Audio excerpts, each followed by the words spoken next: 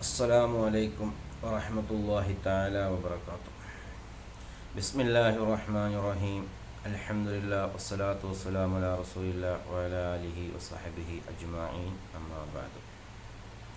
സ്നേഹമുള്ള സഹോദരന്മാരെ സഹോദരിമാരെ രക്ഷിതാക്കളെ വാത്സല്യനിധികളായ മക്കളെ അസ്സലാമു അലൈക്കും വറഹ്മത്തുള്ളാഹി തആല വബറകാതുഹു. ഇന്ന് ഞാൻ നിങ്ങൾക്ക് വേണ്ടി പറഞ്ഞു തരുന്ന ദിക്ർ, നമ്മൾ കടം കൊണ്ട് പ്രയാസപ്പെടുന്നവരാണ്.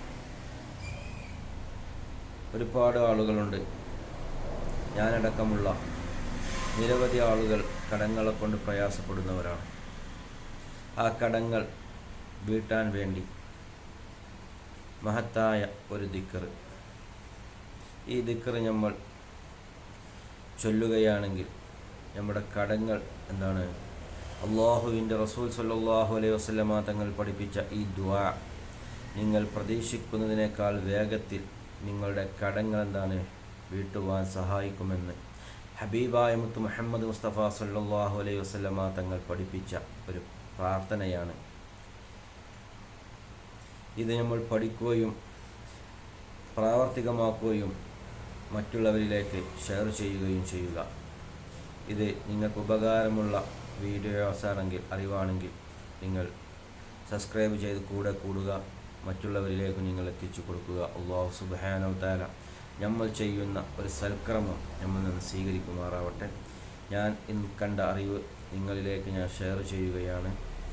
ഇൻഷാ അല്ലാഹ് അല്ലാഹു സുബ്ഹാനഹു വ തആല തൗഫീഖ് ചെയ്യട്ടെ. ഈ ദുആ വീഡിയോൻ്റെ അവസാനം ഞാൻ കൊടുക്കുന്നതാണ് ഇൻഷാ അല്ലാഹ്. اللهم إني أعوذ بك من الهم والأحزن وأعوذ بك من العجز والكسل وأعوذ بك من الجبن والبخل وأعوذ بك من غلبة الدين وقهر الرجال.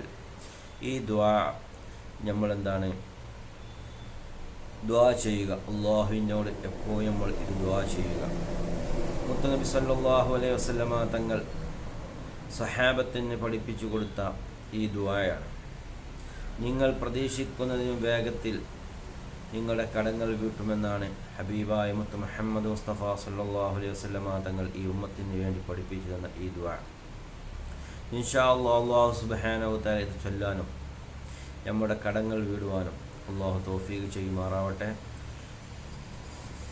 അതുപോലെ ഒരുപാട് ആളുകൾ ദുആ കൊണ്ട് വസിയ്യത്ത് ചെയ്തിട്ടുണ്ട്. കടത്തിന് വേണ്ടി ദുആ ചെയ്യാൻ പറഞ്ഞവർ അല്ലാഹു സുബ്ഹാനഹു വ തആല അവർക്കൊക്കെ ഖൈറും ബർക്കത്തും പ്രദാനം ചെയ്യുമാറാവട്ടെ.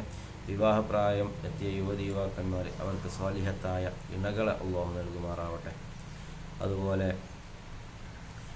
കച്ചവടത്തിലും ബിസിനസ്സിലും ജോലിയിലൊക്കെ ഖൈറും ബർക്കത്തും ഉണ്ടാവാൻ വേണ്ടി ദുആ ചെയ്യാൻ പറഞ്ഞവരുണ്ട്. അല്ലാഹു സുബ്ഹാനഹു വ തആല അവരുടെയൊക്കെ ഖൈർ